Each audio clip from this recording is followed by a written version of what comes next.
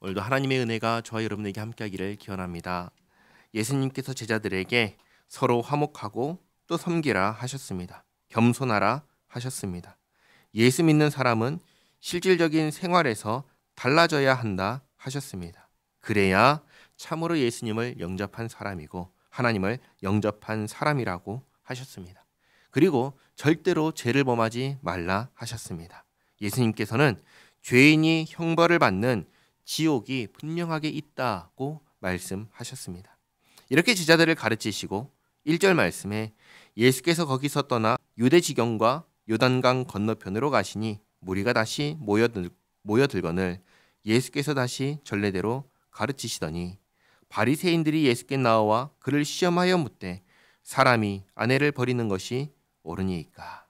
종교 지도자들이 또다시 등장합니다. 그리고 질문하는데 궁금해서 하는 질문이 아닙니다. 좋은 의도로 하는 질문도 아닙니다. 예수님을 시험하기 위해서 하는 질문입니다. 예수님을 어떻게든 끌어내리려고 하는 질문입니다. 그래서 질문합니다. 사람이 아내를 버리는 것이, 이혼하는 것이 옳습니까? 3절에 대답하여 이르시되 모세가 어떻게 너희에게 명하였느냐? 이르되 모세는 이혼 증서를 써주어 버리기를 허락하였나이다. 본래 하나님께서 주신 법에 따르면 이혼은 딱 한 가지 경우에만 가능했습니다. 간음을 행했을 때입니다.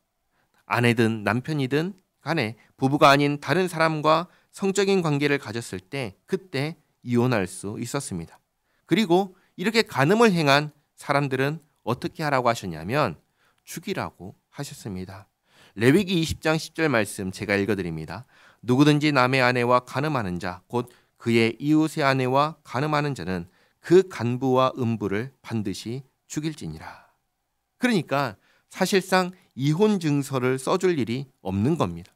그런데 신명기를 보면은 이혼 증서를 써주라는 말씀을 하십니다. 제가 또 읽어드립니다. 신명기 24장 1절입니다. 사람이 아내를 맞이하여 데려온 후에 그에게 수치되는 일이 있음을 발견하고 그를 기뻐하지 아니하면 이혼 증서를 써서 그의 손에 주고 그를 자기 집에서 내보낼 것이요. 여기 방금 말씀드린 수치되는 일은 간음이 아닙니다. 간음은 사형에 해당하기 때문입니다.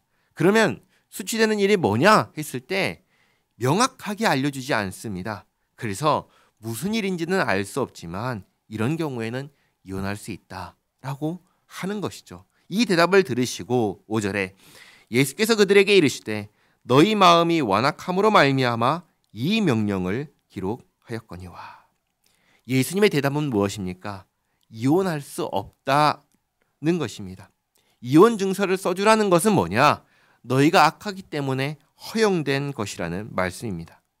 아마도 이렇게 된 것이 아닌가 싶습니다. 한 사람이 아내를 맞이합니다. 그런데 며칠을 같이 지내고 보니까 뭔가 안 맞습니다. 안 맞으면 서로 맞추고 가야 되는데 그렇게 하기보다 돌려보내고 싶습니다. 돌려보내고 싶은데 돌려보낼 수도 없습니다. 왜냐하면 이혼할 수 없기 때문입니다. 그러니까 이런저런 이유를 만들어서 이제 아내를 힘들게 하는 것이죠. 그러면 이 아내는 무슨 죄입니까? 당시의 여자는 소유물이었습니다. 재산이었습니다. 오늘날처럼 인권이 보장된 시대가 아니었습니다. 남편이 괴롭히면 그냥 당해야 합니다. 남편은 악한데 어떻게 하겠습니까? 괴롭히지 말라고 할 수 있나요? 그럴 수도 없는 것이죠. 그래서 이혼이 허용된 것입니다. 누구를 위해서 허용된 것입니까? 괴롭힘을 당하는 사람을 위해서, 피해를 당하는 사람을 위해서 허용된 것입니다. 예수님은 하나님이십니다. 당연히 모세 시대에 이 법이 왜 생겼는지 이유를 아십니다. 그 이유를 한마디로 분명하게 말씀하십니다. 너희가 악하기 때문이다.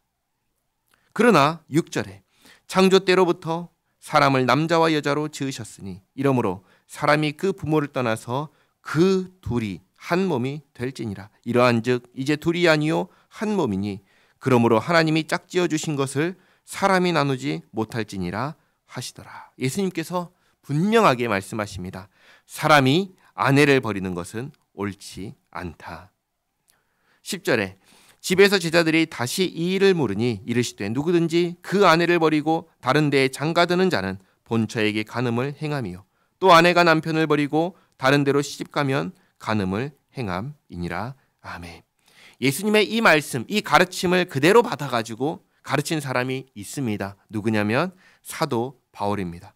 고린도전서 7장에서 결혼한 자들에게 이것은 주의 명령이라고 하시면서 이혼하지 말라고 하십니다. 그러나 불신자가 이혼을 원한다면 그 경우에는 이혼할 수 있다고 허용하십니다. 이게 신명기 24장에서 이혼 증서를 허락한 경우라고 할 수 있습니다. 정리하겠습니다. 바리새인이 질문했습니다. 이혼은 해도 됩니까? 본래 안 되는 것입니다. 그러나 사람이 악하기 때문에 이혼을 허용하였습니다. 괴롭힘을 당하고 피해를 입는 사람을 위해서 허용하신 것입니다. 그러나 본래는 안 되는 것입니다.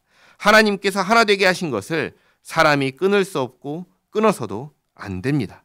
오히려 하나님께서 하나 되게 하셨으니 우리 모두는 그 하나됨을 지키기 위해서 정말 애를 써야 합니다. 노력해야 합니다.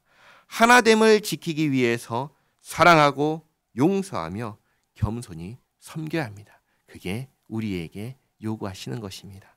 기도하겠습니다. 좋으신 하나님, 사람이 참으로 악하다는 걸 다시금 깨닫습니다. 정말 사람이 정상적으로 제대로 살기 위해서는 하나님의 말씀이 필요하다는 것을 깨닫습니다. 우리가 악한 본성을 따라 살지 않도록 지켜주시옵소서. 내 생각보다 주님의 말씀을 우선하며 살게 하옵소서. 특별히 결혼은 주께서 하나 되게 하신 것이오니 이것을 지키기 위하여 정말 애쓰고 노력해야 한다는 사실을 잊지 않게 하옵소서.